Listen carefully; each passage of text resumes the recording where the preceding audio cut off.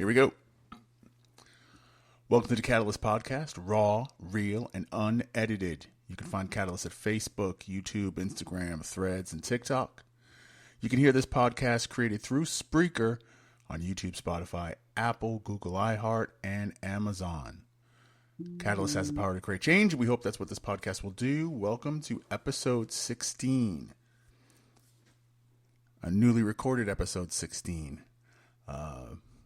This morning I came and I had about 10 pre-recorded podcasts, and I was about to distribute it, and for some reason they are all gone.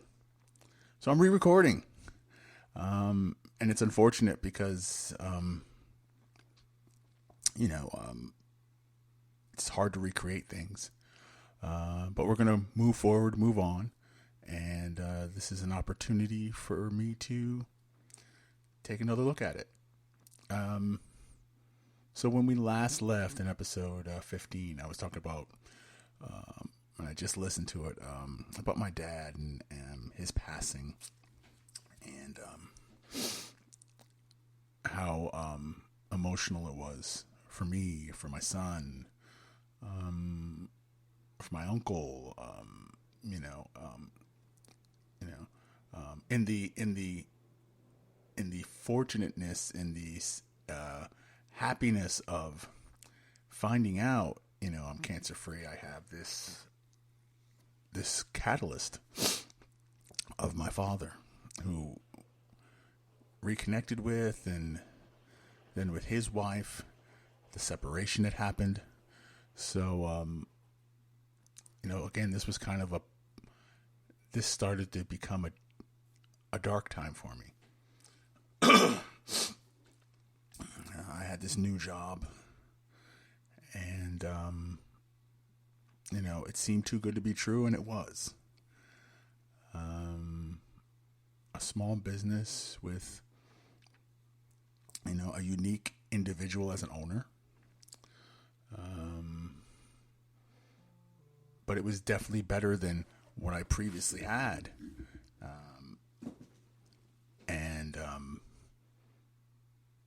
No matter what, I would always say that I would say, hey, listen, the worst day here is better than the best day there. But it would get worse.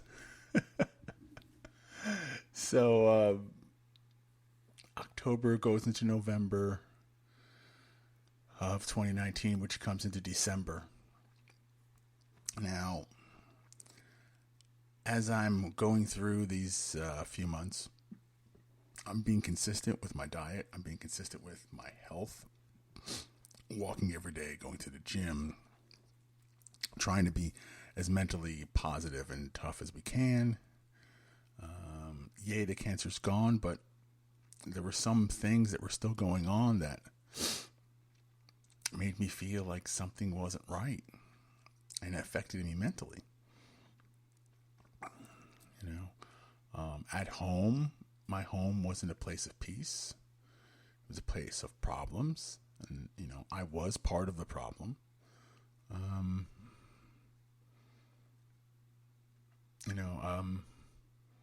Thank goodness for a men's group. I really started going back and connecting with them, and that was more peace than my home was, which is a problem. And as we went into December, I remember I was trying to run, and the fluid was continuing to return to the right lung. So I would have to get my lung drained. But there was just something that wasn't right. I was continuing to cough. I wasn't really sure. And so we go back in December for my 3-month follow-up. And do all my tests and everything. And it was right before Christmas. And I got two gifts for Christmas that nobody wants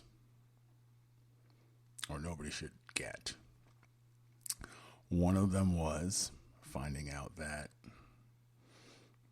the cancer had returned. The cancer had returned, and it can return more aggressively. And we were trying to come up with a solution for it and a game plan. We were thinking about going down to Miami and trying to do some stem cell replacement. So we were working on that, but we were also looking at some other options.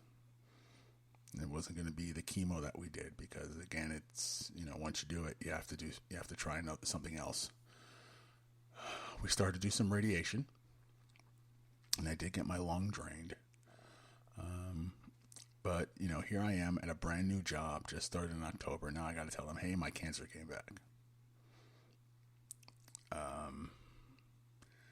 And that I was going to be going through treatments, but I will be here, and I'm going to do everything I can. And I was hoping for support. But then again, I was hoping for support in the last place I was with an owner who had was a 3-time cancer survivor, and I didn't get it there. So it was heartbreaking, and my support system was really me. Maybe my cousin. But it was really me. I couldn't, there were things I just couldn't talk to my wife at the time. We just never had that bond or connection, and I didn't want to give that up. Because again, it's me exposing myself, and anytime I did, I was taken advantage of, and I didn't want that. So I'm having this mental battle in my head, and I'm sure many of you out there, all three of you listening, have gone through those things. You've had those internal battles. You're working hard, you're trying to stay focused, you're trying to stay above water, and then here comes something else. And it's hard. It's very hard. Thank God for Eric Thomas and, some of my motivational audio, my YouTubes that I would listen to. I would still get up every morning and push myself to stay physical, stay on path. We're gonna fight. We're gonna do what we can to get this straightened out. And I did. And so dealing with that, having Christmas come up, knowing that my ex wanted to still get a divorce, and getting ready for Christmas, and trying to be positive for the kid, for my boy. And we go out shopping for her. I get her a gift, get something for him, get his gifts. And Christmas comes. Here we are. And I know all the packages I put under the tree. And then I saw some of the ones that she put under the tree. And as we're going through the unwrapping of the presents, I'm noticing that she's got gifts. He's got gifts. And when it was all said and done, all the gifts were unwrapped, and there were none for me. She didn't get anything for me. Not even anything for me from him. I got her something. The boy got her something. The boy got stuff. But I got nothing. So, I find out I have cancer. My dad died a few months ago. I'm in this job that's now starting to go sideways. And I don't get any gifts for Christmas.